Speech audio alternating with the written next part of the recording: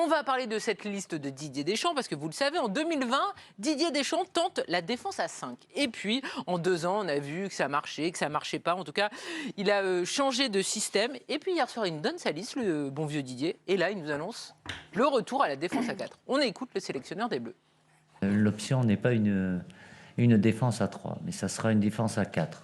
Alors, qu'est-ce que je vais pouvoir vous donner comme élément? Évidemment, c'est toujours une longue réflexion après l'analyse de ce qu'on a fait, beaucoup de discussions avec mon staff, avec les joueurs, parce que je considère que le ressenti des joueurs, de certains joueurs, nourrissent ma réflexion. Et donc voilà, Didier Deschamps qui change à nouveau. On a vu que l'équipe de France prenait des buts, qu'il y avait des soucis, notamment dans l'équilibre de cette équipe depuis cet échec lors de l'Euro. Alors est-ce inquiétant ou finalement rassurant qu'ils reviennent à du bon vieux basique et une défense à 4? C'est mieux pour Nabil, rassurant pour Dominique, inquiétant pour Alicia, inquiétant et rassurant. Vous êtes à 2 doigts de finir sur le banc. Choix rassurant pour... Raymond, j'ai un âge avancé, écrivez un petit peu plus gros, là, c'est pas te doigt pour moi. Plutôt rassurant pour Jérôme. Raymond, on va commencer avec vous. Expliquez-moi, dans la tête de Didier Deschamps, qu'est-ce qui se passe? On fait le système à 5, on fait des listes avec des pistons, on dit que c'est le meilleur schéma, et puis il y a la Coupe du Monde, et finalement on rechange tout. Moi, ce qui change et qu'il a envie de partir sur autre chose, c'est, et comme il l'a dit, ils ont pesé le pour et le contre, ils ont étudié en fonction des joueurs qu'il y avait, des possibilités. Et il a discuté aussi avec les joueurs, peut-être que pour certains joueurs, et je pense que c'est pour le secteur offensif, ils préféraient plutôt cette organisation-là. Moi, ce que je dis qui est rassurant, en fait, c'est qu'il ait choisi un système. Et il n'est pas dans le flou. Il est parti sur un truc en disant c'est à 4 et je construis mon équipe avec 4 et les gens que j'ai pris, c'est pour jouer dans ce système-là. Donc ça, c'est rassurant. J'aurais été plus inquiet si on avait eu une espèce de flou en se disant il peut jouer avec 3 derrière, il peut jouer avec 5, il va jouer à 4 et que lui ne sache pas non plus. Donc moi, je trouve que ça, c'est rassurant. C'est d'avoir choisi et de l'avoir annoncé. C'est-à-dire que maintenant, c'est clair. Ils savent qu'ils vont jouer comme ça. Les latéraux, ils savent qui va y avoir, entre Hernandez, Pavard d'un côté. Le vrai problème, c'est les... Hernandez, mais on ne sait pas lequel, c'est ça? Lucas, a priori. Oui, Lucas. Tout est possible. Oui. Non, tout est possible, mais ça sera plutôt celui du Bayern que celui de Milan. En fait, la lecture que l'on peut avoir, si tout va bien pour Kimpembe et Varane, quand on regarde la liste des 9 convoqués au poste de défenseur par Didier Deschamps, il suffit de prendre ceux qui ont le plus de sélections. Alors là, c'est la première partie, mais on imagine Lucas Hernandez, 32 sélections, sera dans le coup, tout comme Presnel Kimpembe. Benjamin Pavard et ses 46 sélections, ce sera le latéral droit. Et puis Raphaël Varane, si tout va bien, ce sera le deuxième défenseur central. Sur la polyvalence, Raymond, on a un petit peu parlé de cette polyvalence. Alors Lucas Hernandez, lui, c'est soit le premier défenseur latéral gauche et puis un des défenseurs centraux. Le son de sa doublure, ce sera a priori Théo Hernandez. Et puis l'autre information, c'est que quand on regarde la liste, Jules Koundé, qui est à la base un défenseur central, sera latéral droit. Il est polyvalent. Il avait testé à ce poste lors du dernier Euro la doublure de Benjamin Pavard, qui est l'autre polyvalent défenseur central, défenseur droit de cette liste. Pour le reste, ce sont tous des défenseurs centraux. Vous le rappelez d'ailleurs, Jules Koundé testé à ce poste pendant l'Euro et ça avait été très compliqué pour le joueur qui était à Séville à l'époque et qui depuis est passé au Barça. Nabil, vous dites c'est mieux aussi, mais alors pourquoi il y a eu tous ces essais et pourquoi Didier Deschamps n'a pas vu avant que finalement ce n'était pas ce qui convenait le mieux à son équipe? Parce qu'il a testé quelque chose, il a voulu faire une version 2. Il est sorti d'une séquence compliquée après l'Euro, même si... il a trouvé plus ou moins ce système-là à ce moment-là. Il a vu les ingrédients qu'il avait. Il a tenté quelque chose et il s'est rendu compte que les paramètres faisaient que finalement, ça ne réglait pas tous les problèmes. Mais on rechange avant une Coupe du Monde. C'est-à-dire que Benzema, il revient avant l'Euro. Là, on rechange le système avant la Coupe du Monde. Oui, je suis d'accord avec vous. On peut toujours se poser des questions, on peut toujours dire qu'on se tâtonne, mais enfin, ce n'est pas du guardiolisme. C'est-à-dire qu'il revient à quelque chose que tous les joueurs connaissent parfaitement, une défense à 4. Ils ne vont pas tomber des nues. Ce n'est pas des bleus, si je puis me permettre, dans ce système de jeu. Donc voilà, moi j'ai dit rassurant parce que avec le milieu de terrain qui s'est dégarni par rapport à 2018, je trouve que c'est quand même mieux de revenir à des fondamentaux qu'on maîtrise, avec redensifier le milieu de terrain.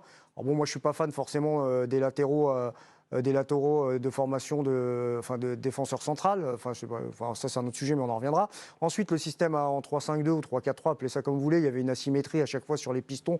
On n'a jamais trouvé les bons pistons, parce que ce qui fait la force de ce système-là, c'est les joueurs de couloir. On n'avait ni Daniel Alves, ni Roberto Carlos à gauche. On avait d'autres joueurs, d'autres profils.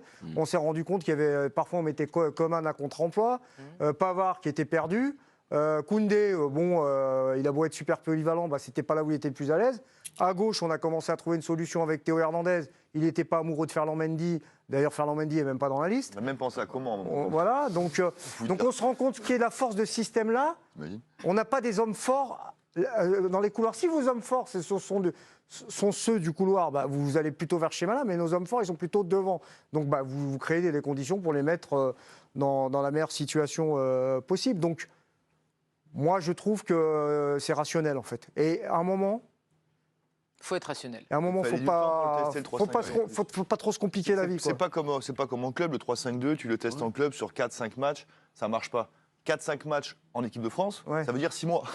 C'est vrai, t'as raison. En vrai. Donc c'est toujours pareil, tester un système en équipe de France, c'est beaucoup plus long. Et du coup, quand il revient à une base, nous on se dit « Ah, il a changé ». Non, mais il a changé parce qu'il lui fallait quand même 5, 6, 7, 8 matchs pour être sûr que finalement ça marche ou que ça ne marche pas. Et 5, 6, 7, 8 matchs en bleu, c'est 1 an. Donc forcément, oui, il revient à ce qu'il connaît et ce qu'effectivement David a dit. Voilà. Tous les joueurs ont été formés à ça dans n'importe quel club où ils ont joué. Donc forcément, c'est plutôt rassurant. C'est pas innovant, mais au moins, on sait où on va à peu près. Ce schéma, donc à 5 ou à 3 défenseurs centraux, faisait débat même au sein de l'équipe de France. On avait eu une déclaration notamment de Hugo Lloris, c'est le capitaine des Bleus, c'est évidemment donc un cadre de Didier Deschamps. C'était le 9 juin 2022, donc c'est pas vieux, et c'était avant l'Autriche. On est toujours dans la recherche de beaux jeux, mais parfois, il faut peut-être savoir fermer le jeu, comme on a pu le faire dans le passé, où en jouant peut-être un peu moins bien, on était capable de gagner d'une manière un peu différente. On savait qu'Hugo Lloris n'était pas forcément fan du système qui avait été testé. Dominique, là c'est clair, il faut qu'on soit bon défensivement, et puis après on verra ce qui se passe devant. Alors, Lloris dit tout, on va fermer la boutique à Doha. Voilà. Tout est résumé. Je suppose que Deschamps en a parlé très longuement avec Lloris et avec les autres défenseurs. Nabil le disait, il a testé... Comme Serge. Il s'est un peu... Comme Serge, pourquoi Serge le disait. Elle l'avait pas, Karine, c'est pour ça que je me suis permis. Ah non, c'est parce que... Non, je croyais... C'est raté, j'ai parasité ton intervention. Pour être sérieusement... Dominique... c'est Nabil. Allez. Pourquoi que j'ai... Non, c'est Nabil. Il vous a déstabilisé. Désolé d'avoir un peu de culture foot. Bon, je pense que si ça s'arrête à Mbappé, Messi, On voulait Neymar, écouter Dominique. On ne peut pas parler de Serge le disait, franchement. Ah oui, il le disait. Oui, Serge le disait. Latéral. Pas idiot. Mais moi je pensais qu'il partait sur Niabri avec un jeu. Ouais, mais c'est pas si con que ça, finalement. C'était quoi la question? Merci Nabil. Oui. Donc, on ferme la boutique à Doha. Moi, je pense en fait que le traumatisme de l'Euro, le dernier, notamment le match de Bucarest contre la Suisse, n'a jamais été effacé. Voilà, tu mènes 3-1, tu as à quelques minutes de la qualification, et je pense que Deschamps, Stéphane et tous les autres n'ont jamais oublié ce match. Et je crois qu'on revient à une formation infiniment plus classique et plus raisonnable. Après, Didier Deschamps, en début de compétition, ça lui est arrivé à 4 reprises, sauf en 2014, de changer de système en cours de compétition. Il l'a fait en 2016, il l'a fait en 2018 et il l'a fait à l'Euro, au dernier Euro 2020. Donc pas de changement à la Coupe du Monde 2014. À l'Euro 2016, il débute en 4-3-3 et il termine, en tout cas, dès le deuxième match, il passe en 4-2-3. Il fait la même chose lors de la Coupe du Monde 2018 où finalement, dès le deuxième match, il revient à ce 4-2-3. Et puis à l'Euro, au dernier Euro, il était parti avec un 4-3-3 avec les 3 devant, Griezmann, Mbappé et puis Karim Benzema, où là il va changer complètement de système, il va plus passer à 4 derrière, il va rester à 3. Donc sur les 3 dernières compétitions qu'il a disputées, Didier Deschamps, il a changé de système en cours de compétition. Oui, et d'hommes aussi, on rappelle, lors de l'Euro 2016 ou encore lors de la Coupe du Monde 2018. Jérôme, lorsqu'on est gardien de but et qu'on voit que le sélectionneur, il essaye de mettre dans les meilleures dispositions ses offensifs, mais que finalement, ça ne marche pas non plus excessivement bien. On rappelle que, par exemple, lors de la Ligue des Nations, c'est à chaque fois une équipe de France qui est menée 1-0, qui gagne 2-1 face à l'Espagne et face à la Belgique. C'est rassurant de se dire, voilà, en fait, il a compris que nous, ce qu'on sait faire, c'est bien défendre, avoir un milieu costaud avec 3 3 joueurs. Et puis devant, il y aura toujours un talent pour Ouais, bien sûr, Hugo Lloris, c'est le capitaine, c'est le relais. Donc ils en parlent très souvent ensemble, forcément. Puis lui, c'est quand même le premier concerné, une défense à 3 ou à 4. Même si, pour un gardien, ça ne change pas fondamentalement grand-chose. Honnêtement, si on est très honnête, hein, quand tu es gardien, tu joues à 3 ou à 4, c'est pas, ouais, ça ne change pas la vie, quoi. Mais évidemment, lui, c'est un échange qu'il a aussi très souvent avec Deschamps. Et Hugo sait très bien que l'équipe de France, et il le dit, et Dom l'a dit, mais elle est bonne quand elle n'est pas belle à voir jouer. Je suis désolé. Et si on ne veut pas admettre ça, c'est qu'on ne voit pas la réalité en face. L'équipe de France, la dernière fois qu'on a vu l'équipe de France gagner un gros match en faisant « Waouh !» c'était quand? Ben voilà. Voilà, personne ne sait. C'est peut-être parce qu'on ne dit pas ça devant notre télé. Ouais, non, mais franchement, si on est honnête, l'équipe de France, quand elle a gagné. Argentine. Argentine, c'est un gros match aussi, parce que l'Argentine, ils jouent à 40 mètres de leur but en s'alignant. Ouais. Je suis désolé, si on est très honnête. Ça va mais effectivement. d'un but à l'autre, Voilà, mais c'est pas un match maîtrisé. Voilà, mais c'est un match, c'est la folie plus ce match que vraiment une démonstration, tu vois. Donc ça veut dire qu'en fait, cette équipe de France, on a appris aussi à l'aimer. J'allais dire laborieuse, c'est pas le mot, mais dur, chiante à jouer, pénible. Mais elle est souvent pénible à jouer, mais elle gagne beaucoup de matchs. Mais Hugo Lloris est le premier à savoir, lui, en voyant tout de derrière, que l'équipe de France, elle est pénible à jouer. C'est là qu'elle gagne ses titres, je suis désolé. Et la Ligue des Nations, n'oubliez pas, en demi-finale contre la Belgique, il n'y a pas 3-0 à la mi-temps, c'est un miracle déjà. Donc cette victoire en Ligue des Nations, elle est aussi, il faut la prendre avec des pincettes. C'est pas le 3-5 Effectivement, qui fait c'était gagner. très compliqué face aux Belges et face à l'Espagnol. On l'a dit, a priori, ça sera une défense à 4. Didier Deschamps nous l'a assuré. Surtout, il y a un truc, c'est qu'il y a un joueur qui à chaque fois, lui, il est marron, Lucas Digne. Les grandes compétitions, c'est pas pour lui. Il est terriblement maudit, Lucas Digne, l'un des grands perdants de cette liste de Didier Deschamps, le joueur d'Aston Villa, qui n'ira pas au Mondial malgré son superbe coup franc qu'il avait inscrit dimanche dernier face à Manchester United. Ça n'aura pas suffi pour convaincre le sélectionneur.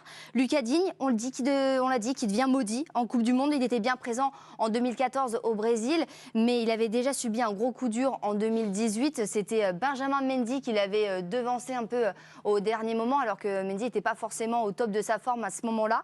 Il n'était pas non plus dans la liste pour partir en Russie, mais il a préféré le prendre avec le sourire, Lucas Digne, en postant une vidéo qui a fait le buzz sur les réseaux sociaux. Au moins, il aura fait 2 heureux. Regardez.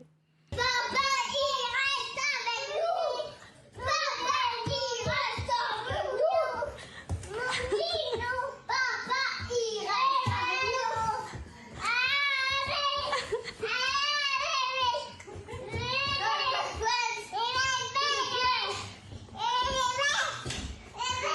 Et on va aller où? Et on va aller où? En Égypte. En vacances. Et oui, on se console comme on peut pour Lucas Digne. Cruel pour lui qui est régulièrement appelé. Ses enfants sont à croquer. Ils sont adorables, ces enfants. Trop mignons. Bon, c'est pour ça on se console comme on peut. Mais c'est vrai que c'est cruel pour lui parce qu'il est régulièrement appelé depuis 2014. Il n'a jamais déçu en bleu ou très peu. Souvent très bon. Et c'est souvent très bon, Lucas Digne. C'est le spécialiste dans l'entre-deux. C'est terrible. Entre les Coupes du Monde et il se blesse à l'Euro. Et il se blesse au dernier Euro, en pleine compétition. Il est marrant. En tout cas, ses enfants sont à croquer. Il va passer des vacances avec ses enfants, avec sa famille. Et